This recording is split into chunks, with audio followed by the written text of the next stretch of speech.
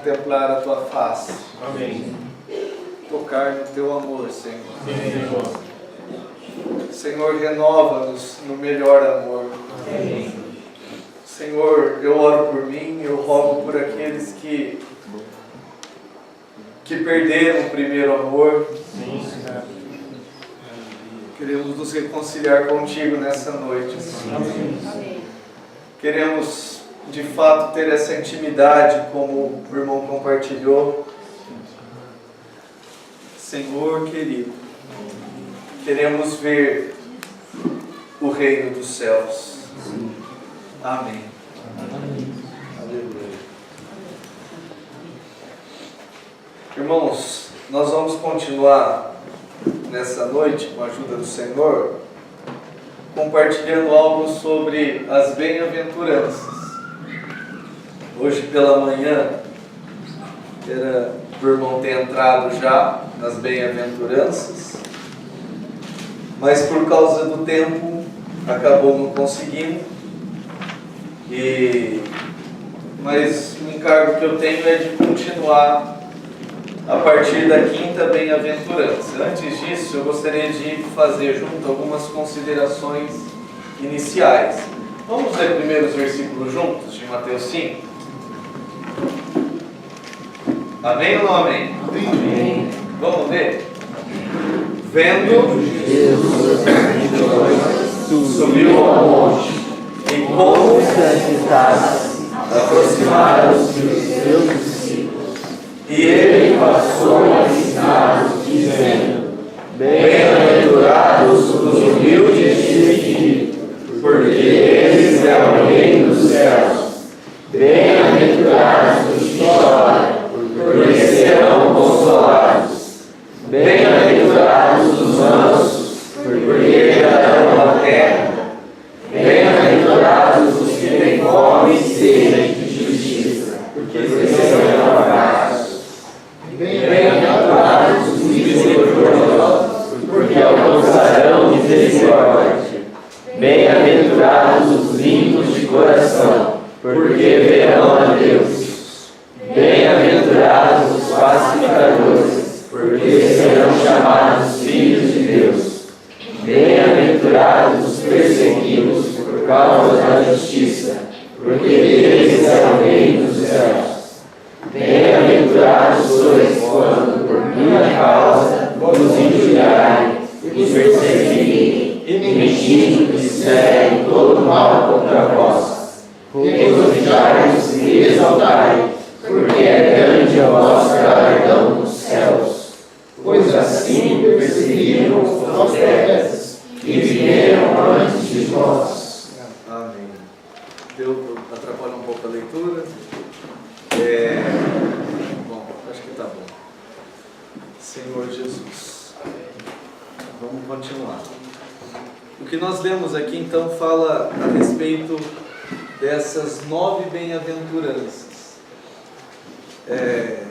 O que eu estudei é que alguns irmãos falam de 9, outros falam de 8 bem-aventuranças. Então, as duas últimas, tem estudiosos da Bíblia que consideram uma só: os perseguidos, por causa da justiça e por causa do Senhor.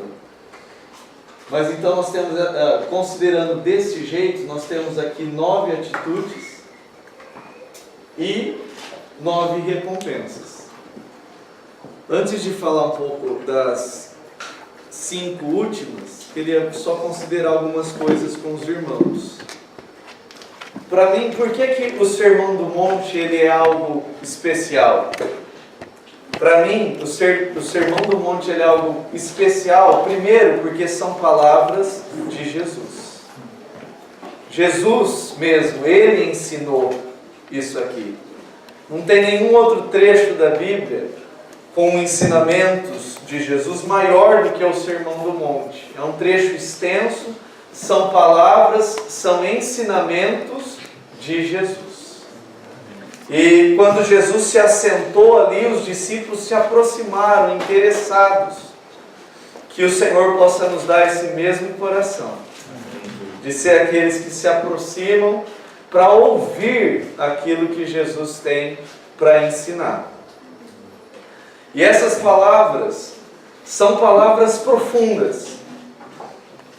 Você vai perceber que o que Jesus ele vai falar aqui são palavras que vão nos expor. Vai expor não apenas o nosso exterior, mas vai expor também aquilo que está no nosso coração. As palavras de Jesus não são apenas maquiagem para o nosso exterior, mas ela vai tratar no mais profundo, vai tocar no mais profundo do nosso ser. E nós vamos nos sentir expostos. Provavelmente nós vamos enxergar o nosso pecado. São palavras profundas. Não são condições para a nossa salvação. Não é isso. Mas se nós somos salvos, essas palavras elas são direção para a nossa carreira cristã, para a nossa vida cristã. Também as bem-aventuranças, outra consideração inicial que eu gostaria de fazer com os irmãos, é que elas falam de atitudes. Atitudes que nós devemos ter diante de Deus e também diante dos homens. Nós podemos resumir com amar a Deus e amar ao próximo. É interessante porque alguns estudiosos da Bíblia, eles relacionam as bem-aventuranças com os 10 mandamentos, em Êxodo 20. E ali, nos 10 mandamentos, falam de coisas, de atitudes também, que nós devemos ter diante de Deus, e isso pode ser resumido em amar a Deus. E os 10 mandamentos também falam de atitudes que nós devemos ter em relação ao próximo, e isso pode ser resumido em amar ao próximo. As bem-aventuranças é a mesma coisa. Então ele fala sobre ser humilde de espírito, por exemplo. Isso é uma atitude espiritual, é uma atitude que nós devemos ter diante de Deus.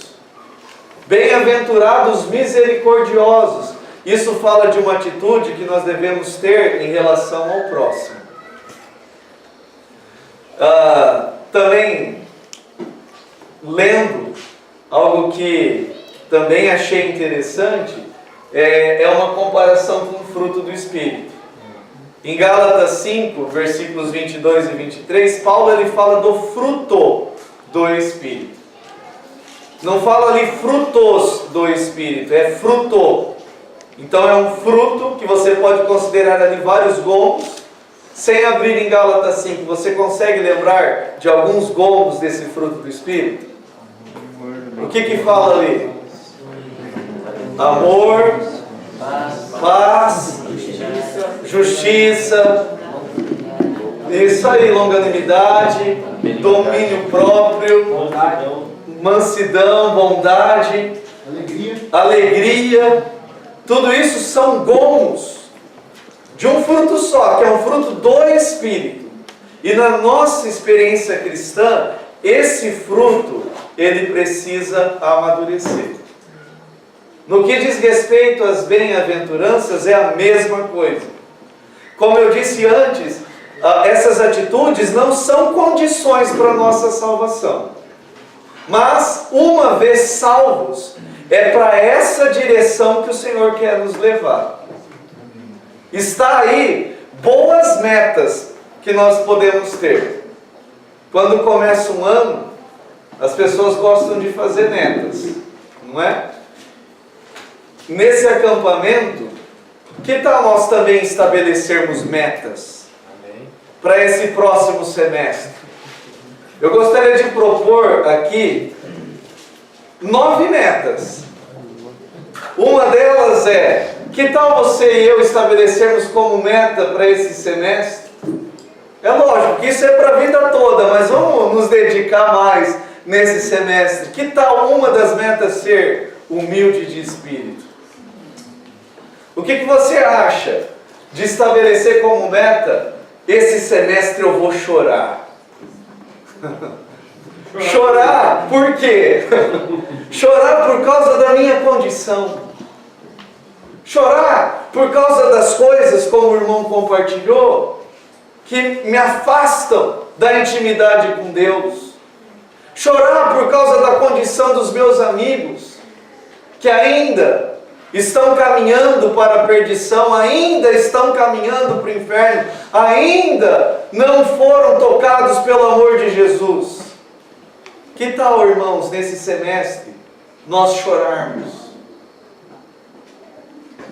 Você consegue lembrar quando foi a última vez que você chorou pelo Senhor, pela sua própria condição, pelos irmãos, pela igreja, pela condição dos seus amigos? Se faz tempo que você não tem essa experiência, que tal nessa noite pedir: Senhor, eu quero chorar? Isso parece doido demais, mas você quer ter essa meta? Amém. Você quer estabelecer essa meta para esse semestre? De ser manso, de ser misericordioso, de ser puro de coração. É para essa direção que o Senhor quer nos levar. Amém.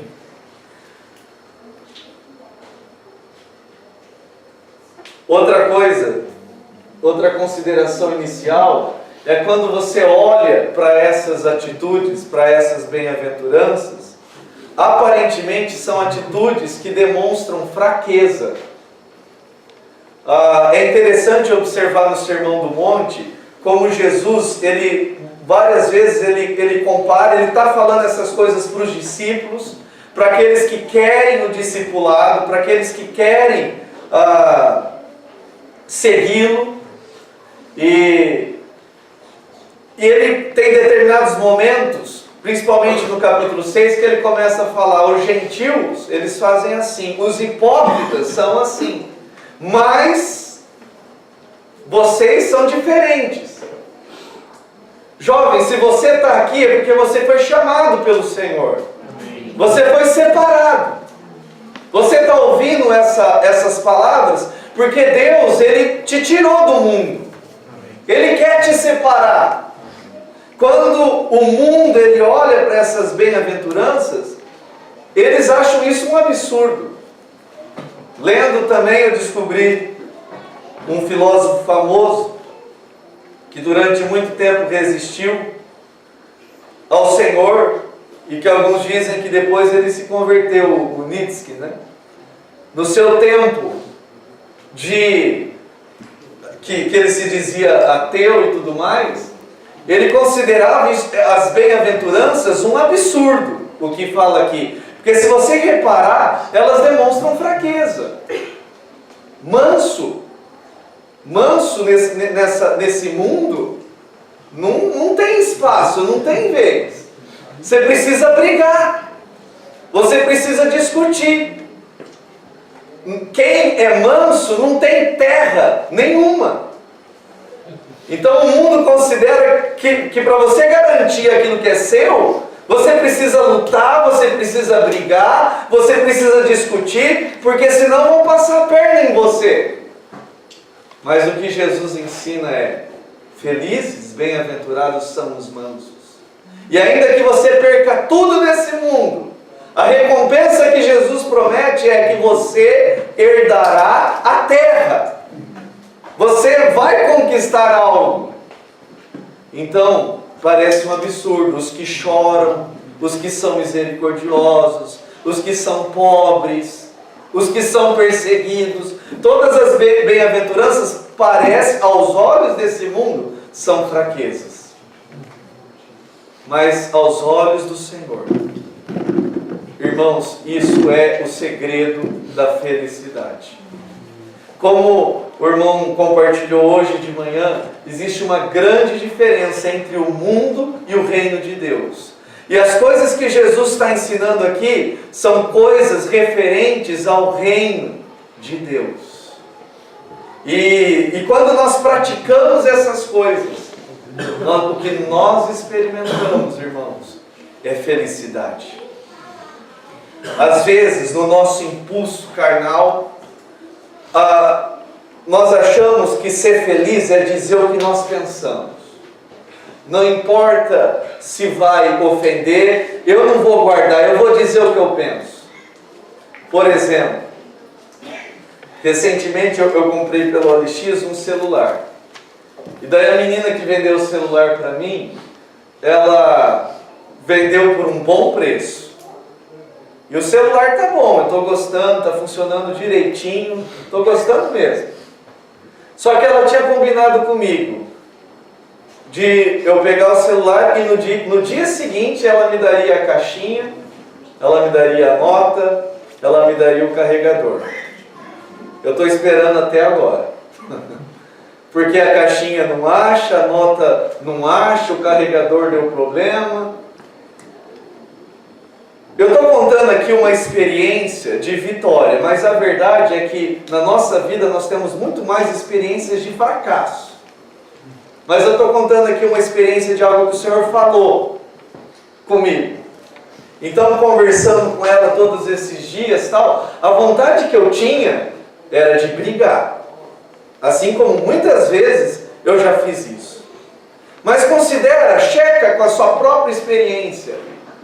Quando você briga e diz o que você sente, seja sincero, é felicidade? Não. Irmãos, quem sabe o que é felicidade é Jesus. Amém. É o Criador. Feliz são os mansos. E quando você, numa oportunidade como essa, o Senhor me falou isso, me deu a oportunidade de praticar essa palavra. E uma das coisas que o Senhor me tocou para dizer para ela, tudo bem, está tudo bem. Se você achar, você volta a entrar em contato comigo, tal, porque vai ser melhor. Mas está tudo bem. Irmãos, quando você faz isso, o resultado é alegria. Você já teve experiência disso ou não? Já. É isso aí. Outra coisa que eu gostaria de considerar com os irmãos é que as bem-aventuranças falam de recompensas. Recompensas que são presentes e futuras. Tem promessas aqui. Se nós praticarmos as bem-aventuranças, tem galardão, tem recompensa. Nós vamos falar um pouco melhor disso durante a palavra ainda, tá bom? Vamos começar então. A quinta bem-aventurança é essa. Bem-aventurados, vamos ler juntos? Bem-aventurados Os misericordiosos, porque alcançarão misericórdia. Amém. O que significa ser misericordioso? Essa palavra tem origem no grego. Ter misericórdia de significa ajudar alguém aflito ou que busca auxílio. Ser misericordioso significa ajudar o aflito, levar ajuda ao miserável, experimentar misericórdia. Na Bíblia da Nova Edição Espanhola atualizada, eu peguei esse comentário de lá. Vocês conseguem enxergar? Vamos ler juntos o que diz aí? A palavra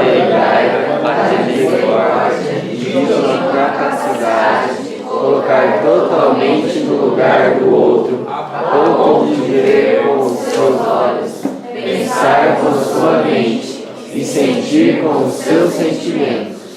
Faltou um C ali, de colocar-se totalmente no lugar do outro. Isso significa misericórdia. Então aqui nós estamos falando de uma atitude em relação ao próximo. O que significa ter misericórdia de alguém? Significa você ser capaz de se colocar no lugar do próximo, enxergar com os olhos dele, sentir a dor dele, pensar com os pensamentos dele. Isso é misericórdia. Avançando, no que diz respeito à misericórdia, Deus, Ele requer de nós algo que Ele é e algo que Ele tem prazer.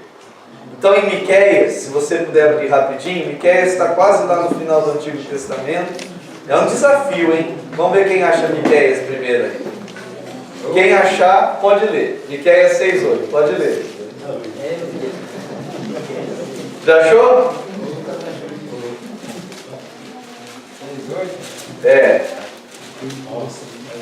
Eu ia prometer um prêmio aí, mas deixa quieto. Quem achou? Miqueias 6:8. Quem achou, levanta. 6:8? É.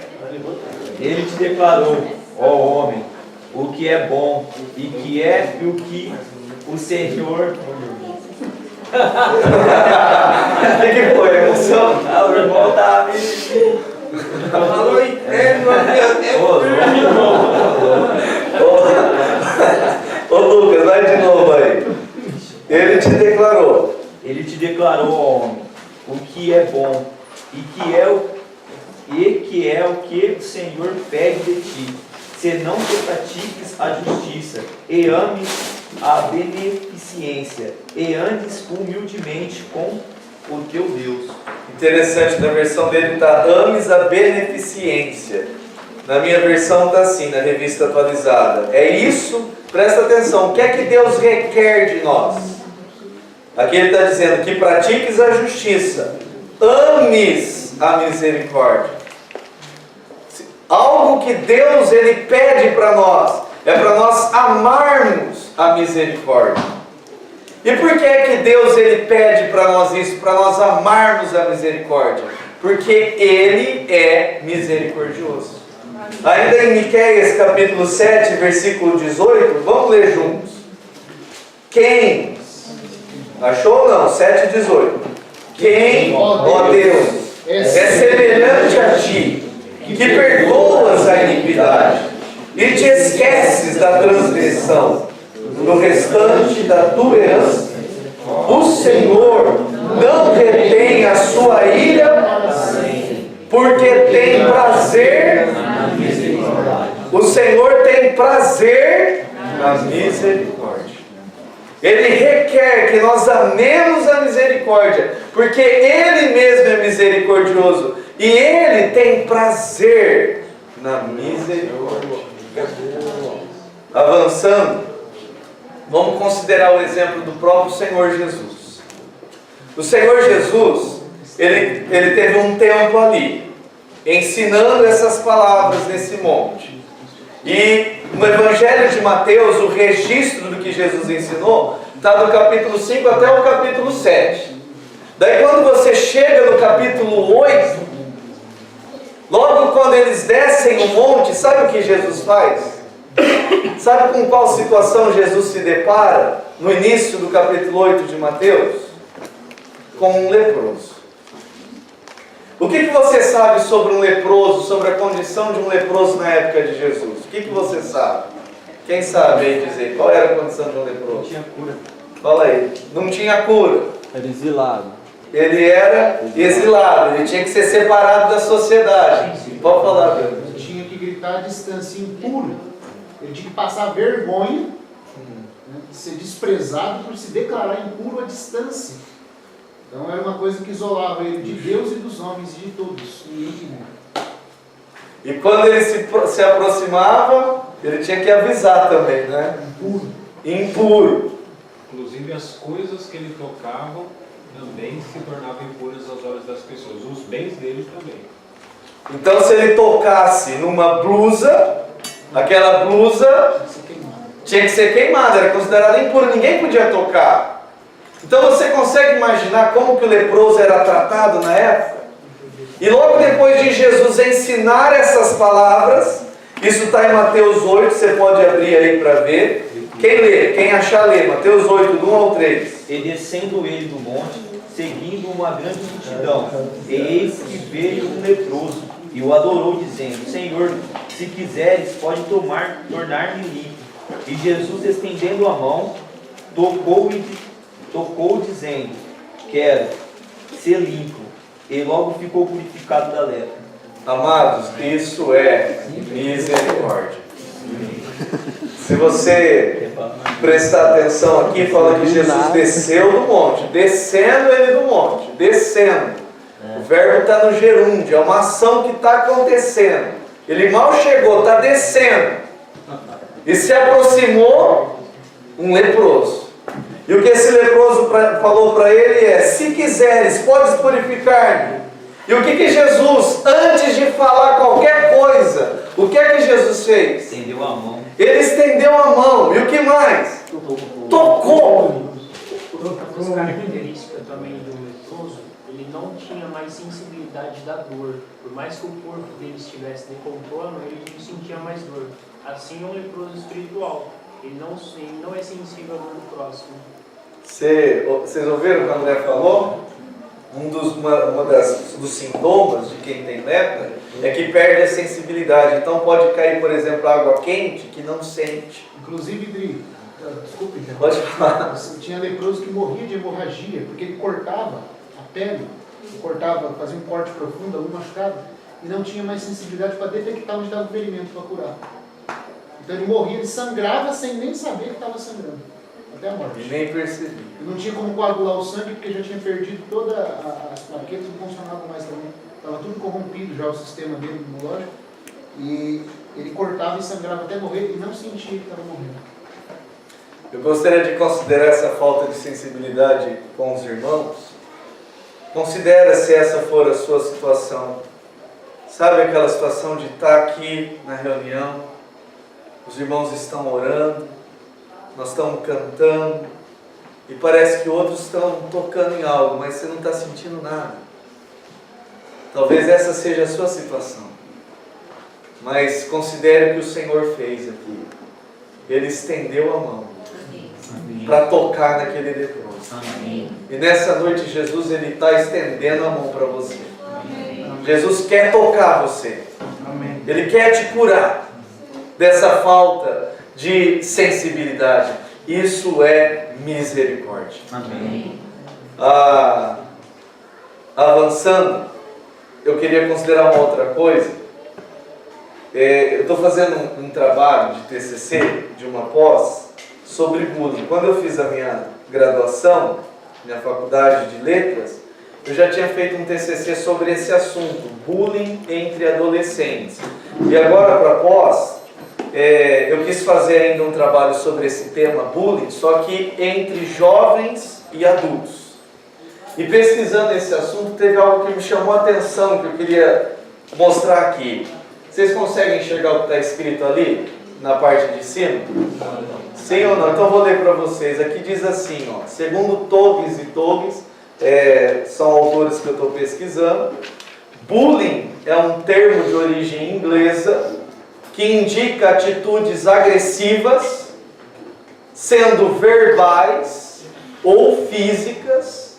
Também existe o cyberbullying. Observa que a menina está sofrendo ali por algo que ela está vendo no celular. Intencionais e repetitivas. Agora presta atenção nisso aqui.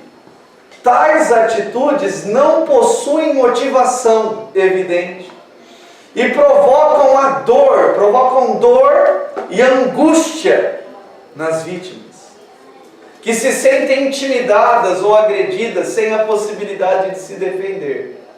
Quanto aos agressores, eles agem sozinhos ou em grupos. Quem pratica o bullying precisa de motivo para perseguir alguém? Aqui está falando que o agressor ele faz isso sem motivação evidente. Quanto às vítimas, aqui é uma outra autora, esqueci de pôr o nome dela. A especialista diz que elas são, estou falando da vítima, quem sofre com o bullying.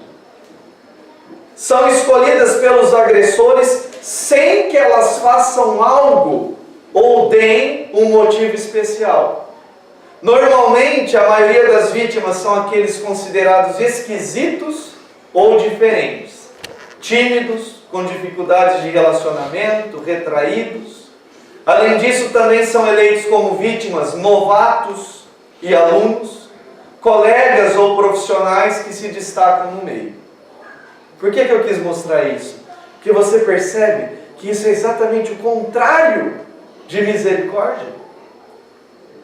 Ter misericórdia é você sentir a dor do outro.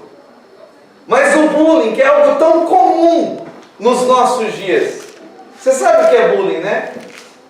Eu sofri com isso, apesar de não ter me afetado muito não. A turma me chamava de narigudo. Inclusive na igreja. É verdade.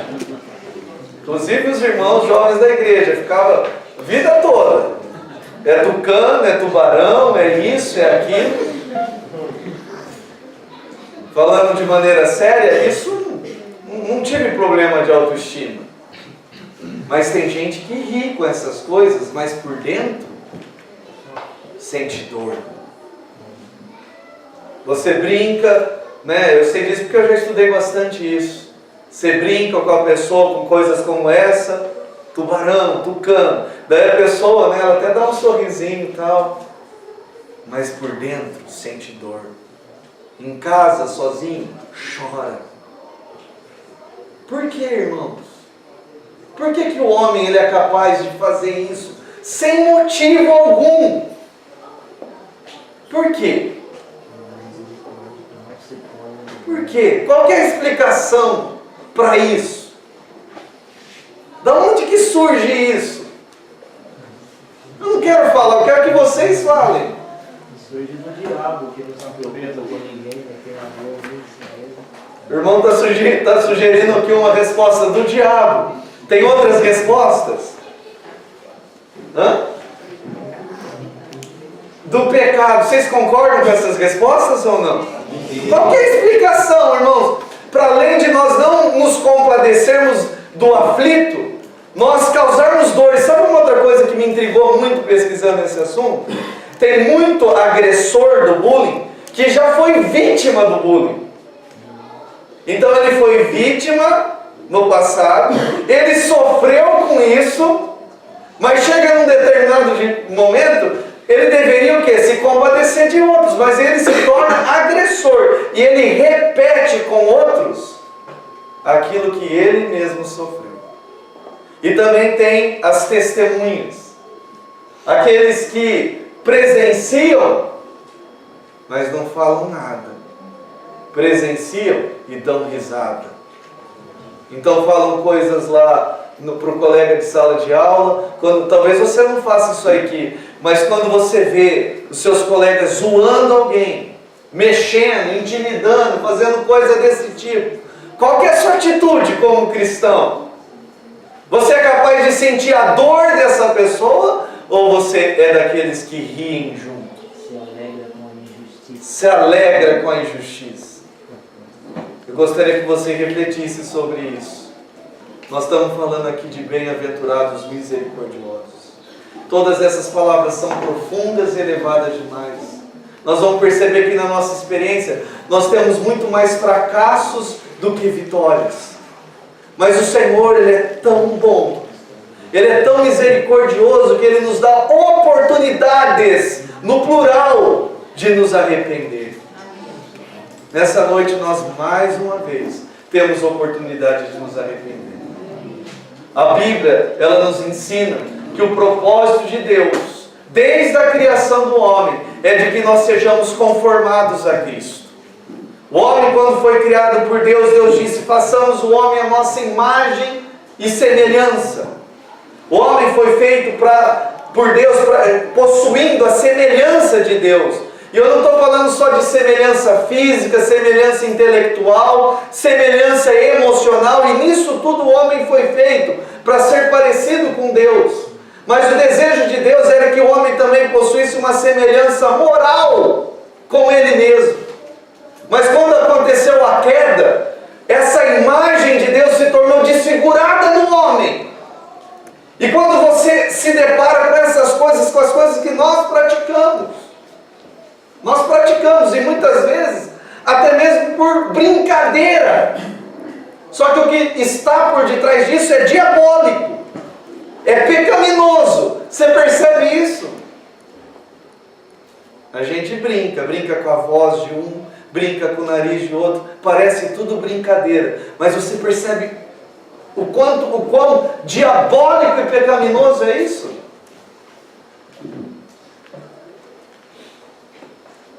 Nós não somos capazes de ser misericordiosos, mas Jesus, Ele é misericordioso. Amém. E Jesus, em nós, com a ajuda do Espírito Santo, através do trabalhar do Espírito Santo, à medida que nós vamos sendo conformados a Cristo, nós vamos nos tornando iguais a Ele e vamos nos tornando misericordiosos. É para essa direção que o Senhor quer nos levar. Outra bem-aventurança é: bem-aventurados os puros de coração. Eu tenho pouco tempo, tenho só 10 minutos.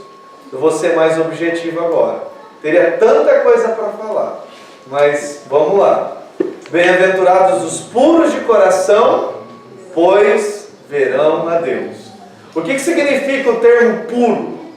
Significa não misturado, não adulterado. Então, o que é um coração que não é puro? É um coração que tem mistura. Em Tiago fala de um coração dobre, um coração dividido, um coração que por um lado quer as coisas de Deus, mas por outro lado também ama as coisas do mundo. Jesus ensinou: bem-aventurados puros de coração, porque verão a Deus. Sabe o que é que nos impede de ver a Deus? O pecado é uma coisa, mas outra é um coração dividido. Sabe quando isso começou? Lá em Gênesis, quando a serpente ela enganou o homem. Então o homem olhou para aquela árvore que Deus tinha dito para não comer. Mas daí depois, quando a serpente falou coisas ali para Eva, e depois de um homem ser enganado, ele olhou para aquela árvore que Deus tinha dito que não era boa, mas aí ele olhou e começou a ver: essa árvore é boa, é agradável, é desejável para dar entendimento. Então ali já surgiu um coração dividido. Tem um filósofo que ele disse isso. Esse é o nome dele aí, ó. A pureza do coração, vamos ler isso juntos? A pureza do coração é desejar. Sabe por que muitas vezes nós não vemos o Senhor? Porque o nosso coração é dividido. Então vamos supor que o Danilo é Deus. Levanta o Danilo, por favor. Então, o Danilo é Deus. E o meu coração é para Ele. Só que daí eu compro um celular, que nem eu fiz. Daí o André é meu celular. Levanta, por favor. Daí o meu coração era para Deus. Só que agora, puxa, esse celular é tão bonito. Ele tem tantos aplicativos, tantos recursos e tal. E o meu tela grande. E daí, Deus, meu coração antes estava voltado só para Deus. Só que agora ele está dividido. Daí, eu estou falando de coisas que também me afetam, tá bom? Daí, eu tenho uma ideia. Eu vou fazer um canal no YouTube. Eu vou criar um canal no YouTube. Daí eu resolvo criar um canal no YouTube. Daí Deus, puxa, eu quero o Senhor, eu quero servir o Senhor, eu quero amar o Senhor. Só que eu também quero saber quantos inscritos tem no canal. Eu quero saber quantas curtidas recebeu o vídeo. Eu quero ver se tem comentário. Eu quero ver se tem elogio. Quero ver se tem dislike também. Não é? E daí, eu quero orar, mas cada vez que eu quero parar para orar, puxa, eu quero também acessar para ver como que anda o canal. E daí, eu lembro que a oração é algo contínuo, que eu posso fazer durante o dia todo, mas parece que o dia todo eu também quero ver o canal. Parece que o canal te abraça, assim. Abraça. E te prende, te leva. Pois é. Daí também surge outra coisa. Eu troco de moto. E essa moto, ela é tão confortável. A outra moto que eu tinha, você andava na pista e quando passava no caminhão ela tremia. Só que essa moto não, ela é confortável. E ela passa o caminhão. E as pessoas olham para ela e falam que ela é bonita. E eu olho para ela e me envaideço, porque eu acho realmente que ela é bonita. Daí eu gasto tempo pensando nessa moto. E daí, isso acaba ocupando meu coração. Daí outra coisa, eu tenho um pai. E esse pai meu, ele resolve fazer uma piscina na chácara. Nossa! Piscina de 12 metros por 5. Com furor. Daí ele começa a construir, e cada processo eu quero acompanhar, eu quero ver essa piscina, acompanhar o processo dela, quero escolher o tipo do vinil, eu quero orar, mas e o vinil? Qual vai ser o desenho do vinil? E daí vou lá porque começou a cavocar, eu vou lá porque começou a concretar, eu vou lá porque está colocando vinil, está colocando LED. Você percebe? Eu amo o Senhor, mas você percebe quantas coisas concorrem com o Senhor no meu coração, e o Senhor fica com aquela atitude. Gente, você está prestando atenção nisso daqui? Você quer a luz de Deus ou quer LED? Você está vendo essa atitude? Não foi nada combinado, mas presta atenção. O Danilo está representando o Senhor, o Danilo fica vindo para frente, e ele veio agora há pouco e colocou a cabeça ali, no meio. Será que o Senhor também não faz isso? É verdade. Será que o Senhor também não fica querendo pôr a cara? Lembra de mim!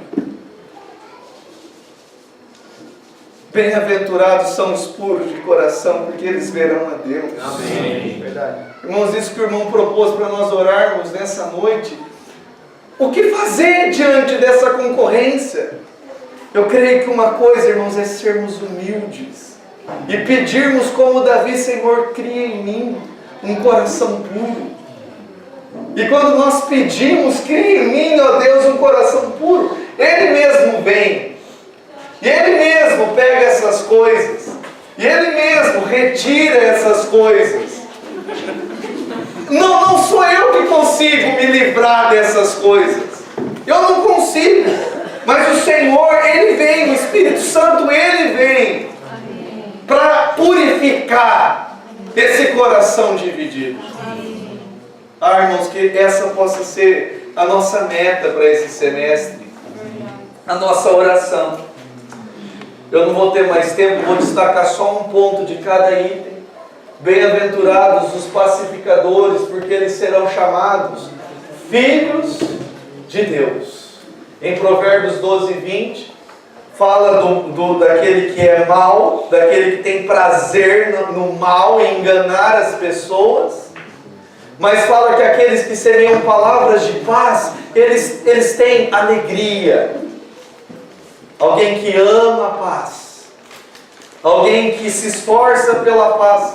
A palavra pacificadora significa alguém que ama a paz. Teria tantos exemplos para falar, mas já acabou o meu tempo. E é interessante porque logo depois de Jesus dizer: bem-aventurados os pacificadores, ainda que você ame a paz e se empenhe pela paz, você vai encontrar hostilidade. Então Jesus diz: bem-aventurados perseguidos por causa da justiça, porque deles é o reino dos céus. E depois ele diz: bem-aventurados aqueles que são perseguidos por minha causa. Exultai, porque grande é o vosso galardão nos céus. Aqui no Brasil, eu estava tendo um pouco de comunhão com o Davi, ele estava falando isso. Eu achei interessante que ele estava falando, aqui no Brasil nós não sabemos o que é perseguição. Não tem perseguição no Brasil ainda. Então nós não sabemos o que é perseguição. E daí tem uma coisa, um resultado disso daí, que também eu gostaria que você considerasse. Muitas vezes, pela falta de perseguição, nós estamos na igreja, mas sem experiência com o Senhor. Se aqui no Brasil tivesse perseguição de verdade, será que você estaria aqui? Muitas vezes nós dizemos coisas assim, quem compartilha: nós cremos que, nós acreditamos, e daí às vezes nós até repetimos o que ouvimos. Eu acredito. Você acredita mesmo? Muitas vezes nós dizemos coisas sem refletir naquilo. Você acredita mesmo? Ou só repete as coisas que os irmãos falam? Eu já disse outras vezes, a minha experiência de conversão aconteceu num evento como esse, e um irmão ele compartilhou algo que aconteceu, vou ser bem rápido.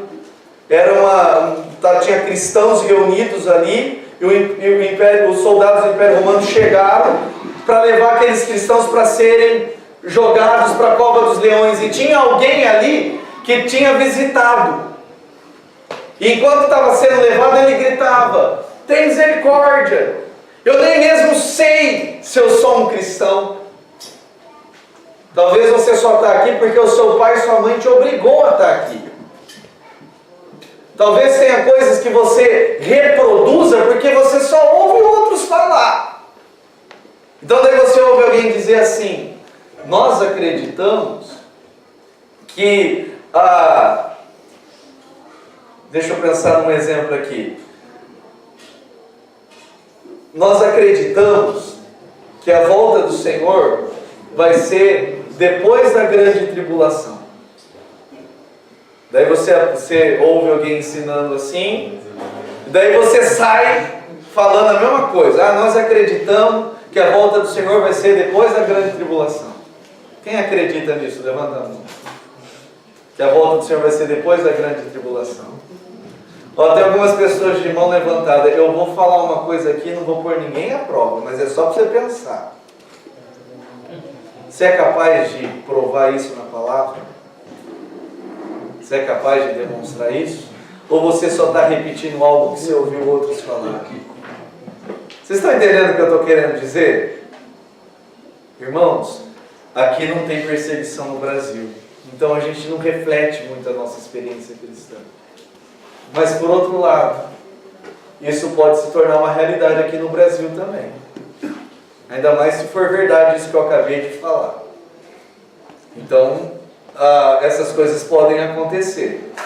E daí o Senhor fala: não fiquem com medo de quem pode apenas tocar no seu corpo, ferir o seu corpo. Antes tenha medo daquele que, além de tocar no seu corpo, pode jogar a sua alma no inferno. Quer dizer, tema a Deus, tema o Senhor. Então isso são bem-aventuranças. E para concluir mesmo, já passei 3 minutos, me perdoem, mas para concluir, se nós praticarmos as bem-aventuranças, viu, Eliseu, vai dar continuidade amanhã. Se de fato nós praticarmos as bem-aventuranças, sabe o que nós vamos nos tornar? A luz do mundo e o sal da terra. Irmãos, se nós nos tornarmos como o Senhor é, mansos, humildes, pacificadores, misericordiosos, irmãos, que grande luz nós vamos demonstrar para essa terra, para esse mundo. Sobre misericórdia, considera a situação de um mendigo. Tantas pessoas passam por eles, dizem coisas. Você está lá passando no semáforo, aparece um moleque lá, pedindo moeda, e muita gente diz: vai trabalhar, trata mal. Eu já vi gente colocando o moleque para correr num posto lá em Rio Claro, brigando, fisicamente mesmo. Que diferença você faz na vida de alguém quando você faz isso? O que vai mudar na vida dessa pessoa quando você faz isso? Agora, isso que vocês fizeram, que eu sei que em Penápolis já tem sido feito, mas que vocês fizeram aqui em Rio Claro, de ir lá para a praça. E daí quem que se aproxima num culto desse, na praça? Quem é que se aproximou, Eliseu? Pessoas que vivem na rua. E o que vocês fizeram? Vocês tacaram pedra neles, Danilo? O que vocês fizeram? Andamos juntos, oramos. Você percebe que isso é misericórdia e que grande diferença isso pode fazer na vida de alguém? Não é? Isso é ser sal da terra e luz do mundo. E tudo isso, se você ler Mateus 5, o último versículo começa lá: portanto, é esse aqui, portanto. Mais uma dica: portanto, é uma conjunção conclusiva, indica conclusão. A conclusão de tudo que Jesus ensinou no capítulo 5. Portanto, sede vós perfeitos, como perfeito é o vosso Pai Celeste.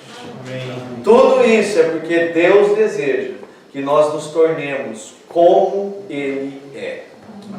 Amém? Amém. Vamos orar então.